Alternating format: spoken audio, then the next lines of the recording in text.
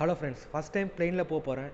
ப்ளெயினில் போகிறதுங்கிறதே எல்லா பசங்களுக்குமே ஒரு கனவாக தான் இருக்கும், முக்கியமாக மிடில் கிளாஸ் பசங்களுக்கு. அதுவும் 90s அண்ட் இயர்லி 2Ks இருந்தால் உங்களால் அதை ஈஸியாக புரிஞ்சிக்க முடியும். வீட்டுக்குள்ளே இருக்கும்போது வானத்தில் ப்ளெயின் பறந்தால் கூட அது வெளியே வந்து பார்க்குற அளவுக்கு நம்ம எல்லாருக்கும் ஃப்ளைட்டை பற்றின ஆசை விதைஞ்சிருக்கு.